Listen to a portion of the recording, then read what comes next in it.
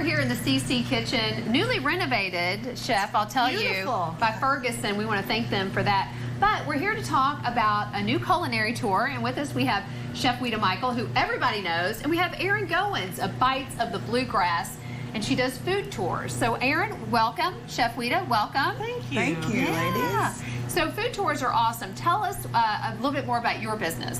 Sure. So I started Bites of the Bluegrass as a cool way for visitors and locals to connect to new businesses, our food, and our history. And now all of my dreams are coming true because I have a culinary tour with the Kentucky Queen, Chef Weta Michael. And now this tour, ladies, is an over-the-top, just luxury Kentucky experience.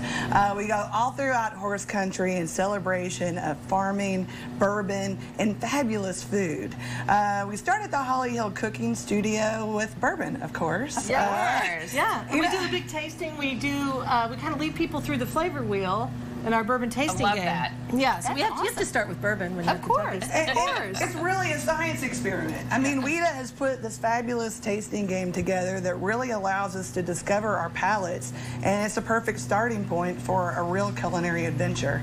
From there, we go to Saxony Farm. We have an insider's tour of the Hunley's family farm, and we have some fabulous appetizers as a sneak peek to the next one on February 18th. We're talking dressed eggs royale, oysters. I mean, stay tuned for the menu. We don't hold back.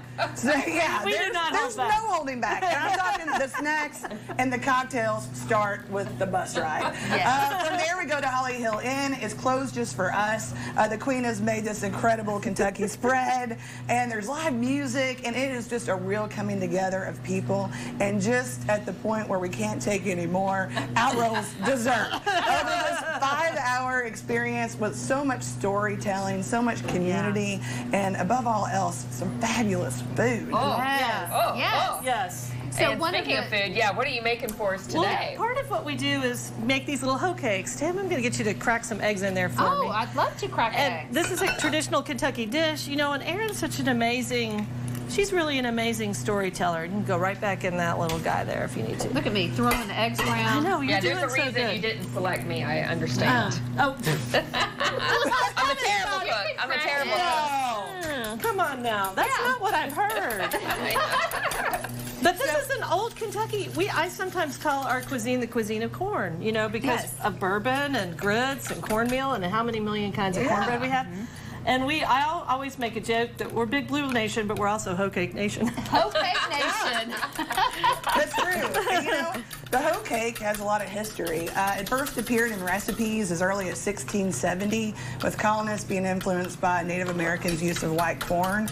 Later on, it would certainly be widely used throughout Appalachia in the Great Depression because of scant resources. Right. And then it would hold a place within African American cuisine, really serving as a testament to endurance and adaptability, as enslaved laborers would take what they needed to the field, and they would really use the back of their hoe. Right, over an open flame. Wow. Isn't that That's crazy. I did not know the history on the hoe cake. No, I did not either. And we sell hoe cakes at all our restaurants, basically. Oh, I've had them, and they're delicious. And they're giant, right? Yes. But these are little baby cocktail hoe cakes. Okay. All right. Perfect for a little champagne bourbon cocktail, which is what we have at the Saxony Farm. That's right. And they're the perfect little shovel for whatever. Don't worry, Natalie, it's just a little smoke and butter here. I'm used to smoke when I cook. I'm used to it. Take it out. Now I've got, like, a lot of times I'll put this in a squirt bottle. See, I've got one over there Okay, just kind of show you that's kind of what I do. Right. Oh, okay. But we're just going to Make make it little easy. babies. They're like little pancakes.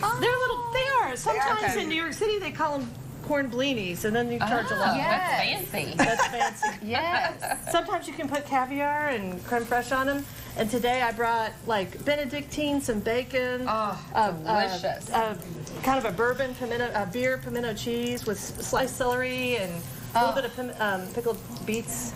Yum. So talk about how people can get tickets to this tour, because this is phenomenal. Yes. It is phenomenal. So this is a fantastic way to surprise your Valentine. Yes, February 18th will be the next experience, and you can find a ticket at bitesofthebluegrass.com. There you'll also get a really detailed agenda of what the 5-hour experience entails.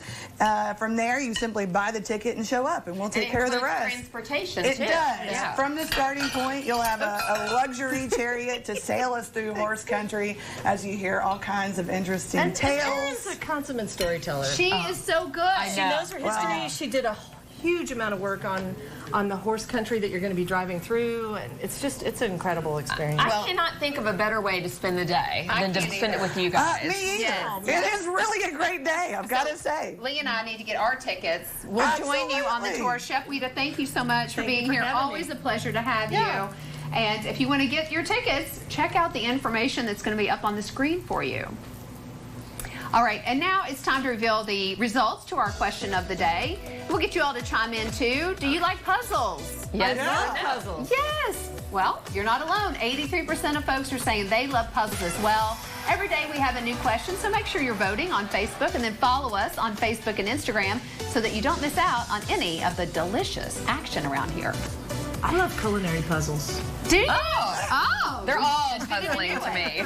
And coming up after the break, we have your budding thought of the day, so don't go anywhere. And don't forget, because at 9:30 we have the latest news headlines right here on Fox 56 News.